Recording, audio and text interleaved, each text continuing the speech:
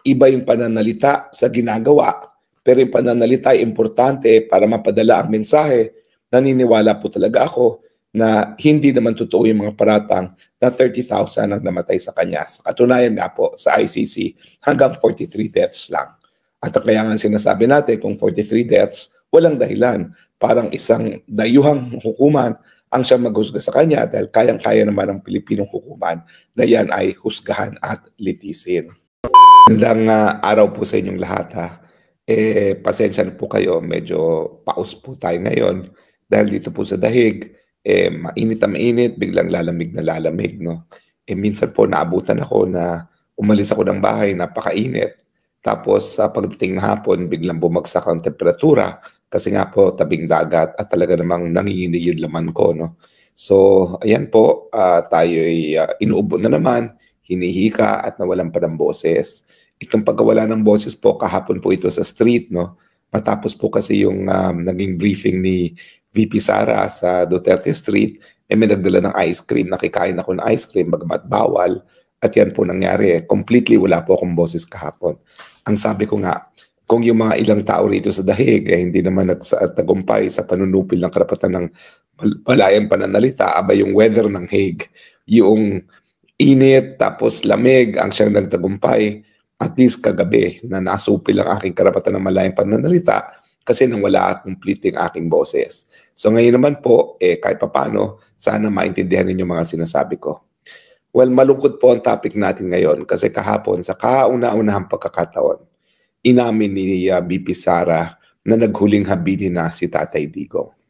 Tatapatin ko po kayo, no, na bago po lumabas ang kung sino man ang bibisita kay Tatay Digong, lagi kong sinasabihan, let's be cheerful, sabihin natin na he's doing okay and that nothing to worry about. Kasi alam naman namin na ang dami nagmamahal kay Tatay Digong at there's no point na ma-concern yung mga supporters si Tatay Digong kung sasabihin natin na medyo hindi okay ang lagay ni Tatay Digong. Pero nanggaling na rin kay VP Sara, no, na naghuling habili na siya. At talaga naman pong nung sinasabi niya yan, nais ko maiyak. No, dahil alam ko naman talaga na masama ang loob niya. Alam ko na napakalungkot niya ngayon. Alam ko na hindi niya matanggap ang naging kapalaran niya na husgahan ng mga dayuhan sa isang bayan na hindi kanyang bayang sinilangan. No? At ako mismo, no, dahil ako nga, 2 beses nag-aral sa abroad, 2 beses nagturo sa abroad, palagi ko umuwi. Alam ko kung gano'ng kahalaga na at least yung mga huling araw ng isang tao ay naroroon sa kanyang lupang sinilangan. So, kumbaga, the cat is out of the bag. Naghuling habilin na po si Tatay Digong. At sa tingin ko naman, bagamat si VP Sara ay sinabi kong woman of steel, na hindi siya talaga nahahabag, hindi gaya ng 2 lalaking kapatid na talagang hindi na makaharap sa tao matapos ang kanilang mga huling bisita kay Tatay Digong. Si VP Sara ang sabi, well, baka naman normal yan sa mga 80 anyos na napaplano na talaga kung paano nila gustong maghuling habilin sa bayan. No? At sa kaso nga ni Tatay Digong, ang sabi ni VP Sara, gusto niyang makremate, ayaw niyang magpalibing, at gusto niya kung dito siya mamamatay sa Netherlands, dito na siya i-cremate at iuwi na lang ang kanyang abo sa Pilipinas. Sinabi ni VP Sara na hindi siya sigurado kung siya ay susunod dun sa huling habilin ni Tatay Digong, bagamat napakahirap naman sumuway sa huling habilin. Dahil lang sabi ni VP Sara, hindi siya sang-ayon sa cremation. Ang gusto niya, maiuwi pa rin ang kanyang tatay sa Pilipinas. So mga kaibigan, mga kababayan, narito na tayo sa punto na pinag-uusapan natin ang huling habilin na ni Tatay Digong. Napakalungkot po. Well, hindi naman natin sinasabi na hindi dapat talaga maghuling habilin ng isang 80 anyos dahil alam naman natin na yung kasabihan, no, there's no other certain thing than death and taxes in this life. So alam natin lahat tayo, from ash, we shall go back to ash. Nakasulat din yan sa Biblia. Pero malungkot lang kay Tatay Digong, kung paano na sa kanyang huling habilin, kung paano magtatapos ang kanyang legacy dito sa mundong ito. Siya, sabi nga niya, kapag siya ay namatay dito sa Netherlands, At naririnig naman natin na talagang butot balat na si Tatay Digong at wala ng gamot, alam na natin na baka meron talagang dahilan kung bakit naguhuling habilin na ang Tatay Digong, hindi lang ang kanyang edad. Napakalungkot kasi si Tatay Digong po unang-una sa ating kasaysayan, no? Siya lang po ang kauna-unahang presidente matapos ni FDR na hindi pinakulong ang sumunod na presidente sa kanya. Si Erap Estrada, pinakulong. Si Gloria Macapagal Arroyo, pinakulong. Pero si Tatay Digong, bagamat po pwede niyang benggahin si Noynoy Aquino, hindi naman niya ginawa yan.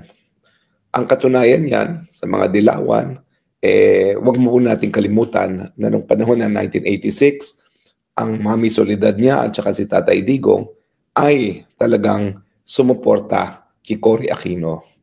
At nung tinanong ko siya, nung ako'y nagtatrabaho pa sa kanya, kung bakit sumuporta sila kay Cory Aquino, ang sagot niya sa akin, kasi at that point, talagang si Marcos, wala nang control sa militar. At para sa ikabubuti ng bayan, sumuporta na talaga sila kay Cory Aquino, no? So, wag po natin kakalimutan yung ganyang aspeto ng buhay ni Tatay Digong. Nakakalungkot na yung mga dilawan ngayon at mga pinklawan, bagamat yung panahon na naging presidente si Tatay Digong at ang kanyang nanay ay solid supporter ni Tita Cory, kinalimutan na ng mga dilawan yan at minabuti nila na makipag-alyansa ngayon sa mga Marcoses na kinasusuklaman talaga ni Cory Aquino dahil nga sa pagduda na pinatay nila si Ninoy Aquino. Well, ang katotohanan po niyan, pati naman si BP Sara pinaalala sa mga loyalist, sa mga kurista na ang talagang dahilan kung bakit hindi mapapatawad ng mga dilawan ang mga Marcoses ay yung duda na sila nagpapatay kay Ninoy Aquino. At nung minsan nga nag-articulate ng concern itong si BP Sara na makaganyan din ang maging kapalaran ni Tatay Digong kung siya'y mananatili sa Pilipinas. Iyan yung konteksto ng sinasabi nila na siguro blessing in disguise na nasa Hague siya ngayon kasi malayo siya sa pagpatay, no, na sinapit siyempre ni Ninoy Aquino. But anyway, dahil nga naghuling habili na si Tatay Digong, balikan natin talaga kung sino si Tatay Digong, no? Siya po ay pumasok ng politika matapos maging piskal sa panahon ni Cory Aquino.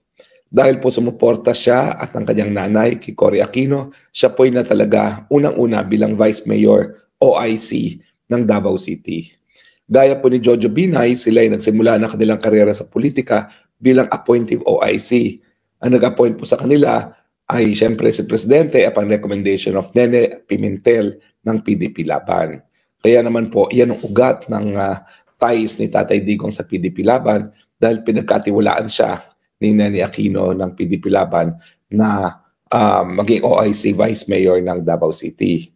Matapos po maging OIC Vice Mayor, siya po itong kabunan ng mayor at alam na po natin na for 3 terms siya ay naging mayor at matapos yan ay naging kongresista, tapos nag 3-term mayor again, tapos nag-vice mayor kay Inday Sara at nag-mayor muli at naging presidente ng Pilipinas. Marami po talagang nagulat na siya ay naging presidente, pero ang tingin ko kaya naging surprise winner siya doon sa eleksyon na yon kung saan ang dapat na naging frontrunner ay yung manok ng presidente na si Marojas ay dahil nga sa kaplastikan ni Marojas at ng mga dilawan ng mga panahon na yon. Mantakin nyo, alam naman natin na galing siya sa isang pinakamayamang pamilya sa Pilipinas, itong si Marojas, nagpasikat sa kanya Mr. Palengke. Instead of Mr. Palengke, siya pala yung nagmamay-ari ng palengke, yung farmer's market. At syempre, yan yung pinula sa kanya, no? Na puro kaplastikan, puro pagpapanggap ang kanyang kandidatura. At yan ang dahilan din kung bakit ang taong bayan, isinuka na yung mga trapo. Kasi ang gusto ng mga taong bayan Pilipino, nung hinalan nila si Tatay Digong, gusto nila yung totoo. Yung taong totoo, hindi nagpapanggap. Ito si Tatay Digong, nagmumura, na inaamin na babaero siya, pero ang sinasabi niya, matinding pagmamahal ko sa ating bayan, sa inang bayan. So bagamat inamin niya ang lahat ng mga dapat sana itinatago ng mga trapo, yung meron siyang mahigit na isang asawa at yung kanyang mga pagmumura at saka yung kanyang pulisiya sa Davao na zero tolerance sa droga, yan ang dahilan kung bakit minahal siya ng taong bayan. Minahal siya dahil siya ay totoo. At sa politika naman talaga ng Pilipinas, alam natin na karamihan ng mga nananalo, lalong-lalo na bilang presidente, dahil doon sa tinatawag na manufactured charisma. Mga kaplastikan, mga pagpapanggap, no? Mga balat kayo. At si Tatay Digong was refreshing kasi for the first time, you see what you get. Walang tinatagong sikreto, walang pagpapanggap. Siya ay tao lamang, may mga pagkukulang, pero basihan niyo siya sa kanyang unang-una na patunayan ng pagmahal sa bayan at pangalawa, yung tinatawag natin political will, yung kakayahan na mapatupad kung anong tama sa nakakarami. At yan nga po ay dahil nga dun sa kontrobersiya na hinaharap niya ngayon dito sa ICC, yung di umano ay Davao Death Squad at yung mga extralegal killings di umano ng mga drug suspects, no? Pero si Tatay Digong, bagamat ako po'y naniniwala na bilang abogado, iba yung pananalita sa ginagawa, pero yung pananalita ay importante para mapadala ang mensahe. Naniniwala po talaga ako na hindi naman totoo yung mga paratang na 30,000 ang namatay sa kanya. Sa katunayan nga po sa ICC, hanggang 43 deaths lang. At kaya nga sinasabi natin kung 43 deaths, walang dahilan. Parang isang dayuhang hukuman ang siyang maghusga sa kanya dahil kayang-kaya naman ng Pilipinong hukuman na yan ay husgahan at litisin. Pagdating naman sa kanyang pagiging presidente, ako po, hindi talaga ako nagsimula bilang supporter ni Tatay Digong. Gaya ng maraming Pilipino po, ako ay nagkaroon ng pagdayo. Malayong dayo, no? Ako po talaga, ang sinuportahan ko sa presidente dati, si Jojo Binay. Never po ako sumuporta sa Marcos, never ako sumuporta sa Dilawan. Pero si Jojo Binay ang sinuportahan ko dahil sa tingin ko ay meron siyang kakayahan at may karanasan at dahil napayaman nga niya Makati, pwede niya mapatuloy ang pagpapayaman ng buong Pilipinas. Ako po ay nagulat nung ako'y tinawagan, unang-una ni Senator Bongo at later on ni Presidente Duterte mismo na nag-iimbita na maging kanyang tagapagsalita. Nasa Kongreso po ako noon. 1.5 taon na akong nasa Kongreso at nung ako po'y tumakbo, number 6 po sa lahat ng party list yung aking naging partido. Pero bago ako tinawagan yan, ano ba yung mga naging past dealings ko kay Tatay Digong? Well, unang-una po, no? Una ko siya nakilala dahil nga dito sa burlesking incident kung saan pinukulong ni dating Speaker Nograles itong Alexander Adonis, isang mamamahayag ng, kung hindi ako nagkakamali, yung Radio Mindanao Network, no? Kung saan ibinalita niya at isinadrama niya, isinadula niya yung nangyari kay Speaker Nograles nung nahuli ng asawa nung asawang koronel nung babae na kasiping niya sa isang hotel sa Makati. At di umano nga, itong dating speaker ay nagtatakbo hubad-hubad sa lobby sa corridor sa isang Makati hotel. Now, pinakulong po siya at habang siya ay nakakulong na sa Davao Penal Colony, napagbigay alam sa akin kung anong dinanas niya. Ako naman po sa mulat-mula, ang aking advokasya ay ang karapatan ng malayang pananalita. Kaya nga po nung sinupil ako dito sa Dahig, pangalawang beses lang po yan at tinangka akong supilin. Yung unang beses ay isang komperensya po on freedom of religion. Kasi kasama ko yung isang Katoliko at ang aking PowerPoint presentation ay tungkol dun sa politisismo. Yung isang artwork na merong bayag at kamukha ni Kristo na dinimanda ang CCP dahil pinayagan na ma-exhibit yan. Kami po itong mga yung abogado ng artist at syempre ng CCP na rin at napadismiss namin yung kaso kasi nga kabahagi ng karapatan ng malayang pananalita or freedom of expression yung artwork na yan. No? Now, ang nangyari po doon sa unang-unang pagtatangka na ako'y supilin dahil ipapakita ko yung larawan na naging kontrobersyal doon sa politisismo. Ang sabi ng Katoliko na Rabbi na nagsasalita rin doon sa forum na Freedom of Religion sa Brigham Young University, no? Ito yung mga Mormons. Wag daw ipakita, wag daw akong payagang ipakita yung aking slide dahil yan ay offensive to religious feelings. Ang sabi ko dun sa mga organizers, napakalayo ng yuta para ako'y mag-deliver ng aking PowerPoint presentation tungkol sa politisismo, at ang kahalagahan nga nito ay kabahagi ng freedom of expression at ang kabahagi ng freedom of religion, ang freedom of expression. Kasi kung tutol ka sa teolohiya ng isang pananampalataya, ang panlaban mo ay mas mabuting pananampalataya. Yan ang sabi ni Chief Justice Puno, no?